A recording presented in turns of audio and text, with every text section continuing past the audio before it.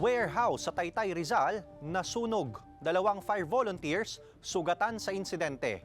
Alamin yan sa report ni Russell Simorio.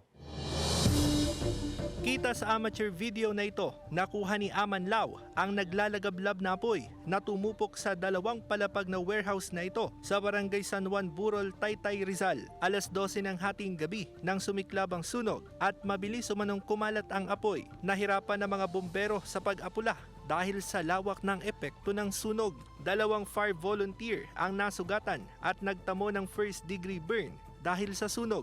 More on light materials po yung mga nandun sa loob, puro mga damit po, mga tela. Kaya mabilis pong kumalat at ganun pong lumaki yung apoy. During firefighting operation po ay natunaw po yung plastic tas pumatak po sa kanilang kamay. Umabot sa ikatlong alarma ang sunog, kaya nangamba rin umano ang ilang residente na baka lumawak pa ang epekto nito.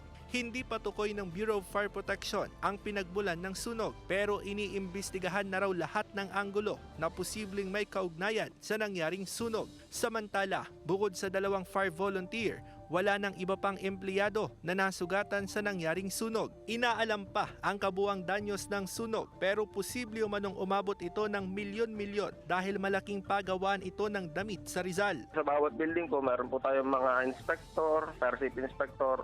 Sundin na lang po natin yung mga pinapayo nila. Lalo na po sa aparting mga kalimitan pong nare-responda namin sunog ay galing sa LPG. Sa bayan naman ng San Mateo, Rizal, nasunog din ang 2 palapag na bahay sa Barangay Mali. Mabilis kumalat ang apoy dahil gawa sa light materials ang malaking bahagi ng bahay. Tumulong sa pag-apula sa apoy ang Marikina Filipino-Chinese Fire Brigade. Tumagal umano ng ilang oras ang sunog, buti na lang at walang ibang bahay na nadamay sa sunog. Patuloy ang investigasyon ng pulisya sa posibleng dahilan ng sunog. Panahon ng tag-ulan ngayon, medyo nawawalan tayo ng kuryente at mag-ingat sa pagsindi ng kandila. Dapat ang kandila nakaligay sa isang maliit na palangganang may tubig. Basta mayroon nangyaring part ng kuryente, wire, kailangan patayin agad sa main. Kasama si J.R. Manjares, Russell Simorio. Balitang Southern Tagalog.